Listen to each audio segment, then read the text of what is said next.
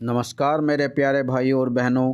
आज जिन की मैं जानकारी देने जा रहा हूँ, जी हाँ, ऐसी अभिनेत्री थी जिन्होंने अपने जीवन में जो है बहुत अच्छे किरदार तो निभाए, लेकिन जो है उनके किरदार में कई बार जो है उनको जो है असफलता का मुंह देखना पड़ा। लेकिन जी हाँ, आज हम बात कर रहे हैं योगिता बाली की, किशोर कुमार की तीसरी और मिथुन चक्रवर्ती की दूसरी पत्नी योगिता बाली। जब अपनी भरी पूरी पंजाबी बाला की देह देकर लेकर फिल्मों में आई तो लगा कि उन्होंने किंग साइज के गिलास से लस्सी पी है और पंजाब असली घी खाया है। रिश्ते में वह गीता बाली की भांजी है, लेकिन फिल्मों में वैसा कमाल नहीं दिखा पाई जो गीता ने हासिल किया था। योगिता बाली को उन फिल्मों में ज़्यादा देखा गया जिन्हें प्रथम श्रेणी की तारिकाएं रिजेक्ट कर देती थी। अपने कैरियर के शुरुआती दौर में फिल्म निर्देशकों ने योगिता को सेक्स सिंबल के रूप में प्रस्तुत किया था। उनसे शारीरिक प्रदर्शन करवाए गए, गाने गवाकर रोमांस कराया गया। एक नज़र से यह सही भी था, क्योंकि उनकी बड़ी बड़ी आंखों से भोलापन, मासूमियत और शरारती आकर्षण एक साथ झलकता था। किशोर कुमार की तीसरी पत्नी। वैसे तो गायक अभिनेता किशोर कुमार अपनी अनेक विशेषताओं के कारण फिल्मी दुनिया में चर्चित रहे हैं, मगर उनकी एक निजी विशेषता कई बार शादी करने की भी रही है। उनकी पहली पत्नी सजातीय बंगालन रूमा देवी ठाकुरता रही है, जो महान फिल्मकार सत्यजीत राय के दूर के रिश्ते में थी। यही वजह रही है कि सत्यजीत राय ने अपनी पसंद की सर्वोत्तम फिल्म चारुलता 1964 में किशोर कुमार से एक गाने का प्रासव गायन भी कराया था। रूमा देवी बांग्ला फिल्मों की मशहूर अभिनेत्री रही है। मुंबई और कलकत्ता की भौगोलिक दूरियों ने धीरे धीरे किशोर रूमा देवी के दाम्पत्य में दूरी बना दी। उन दोनों के विवाह बंधन के परिणाम में हम पुत्र अमित को हमारे बीच पाते हैं। आपसी मतभेद के चलते किशोर रूमा में आगे चलकर बाकायदा तलाक हो गया था। जी हाँ, 5 रुपया 12 आना। किशोर कुमार निजी जीवन में भले ही गंभीर किस्म के व्यक्ति थे, लेकिन पर्दे पर हमेशा धमा चौकड़ी करते रहना उनका शगल था। अपनी फिल्मों की शूटिंग के समय साथी हीरोइन के साथ चहुलबाजी कर उसका मन बहलाना उन्हें अच्छा लगता था। रूमा देवी से फुर्सत पाने के बाद किशोर फिर से बैचलर हो गए थे। फिल्म चलती का नाम गाड़ी की शूटिंग के दौरान वे मधुबाला के काफ़ी नज़दीक आ गए थे। मधुबाला भी दिलीप कुमार से ब्रेकअप के बाद प्रेमनाथ अथवा उन जैसे लाल टपकाने वाले आशिकों से परेशान हो गई थी। चलती का नाम गाड़ी के 2 गीतों की शूटिंग के समय किशोर कुमार चुगलबाजियां, शरारतें तथा उनके रोमांटिक अंदाज से मधुबाला को बेहद प्रभावित किया था। यह बात उन्होंने अपने इंटरव्यू में स्वीकार की है।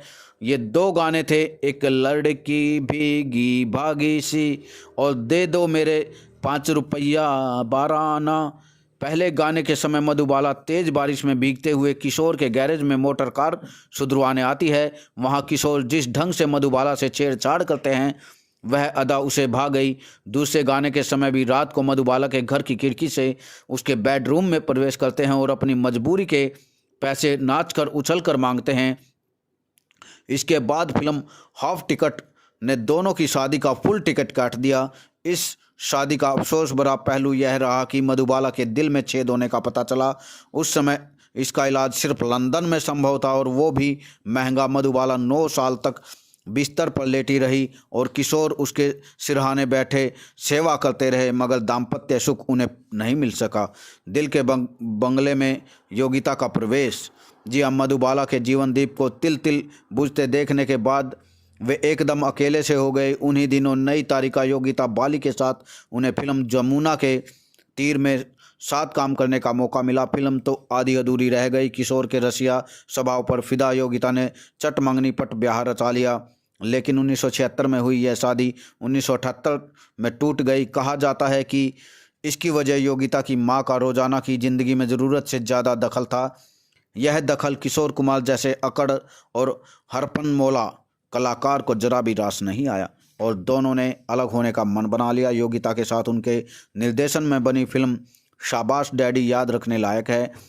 सेकंड अमिताभ यानी मिठुन।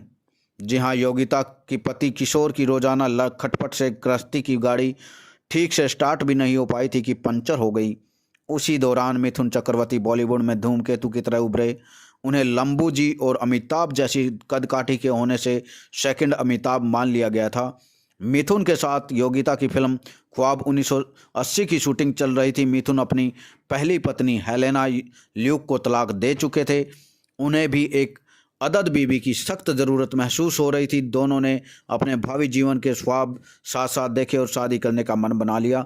फिल्मकार शक्ति सामंत इस रोमांस के गवाह रहे हैं। योगिता ने किशोर से तलाक ले लिया।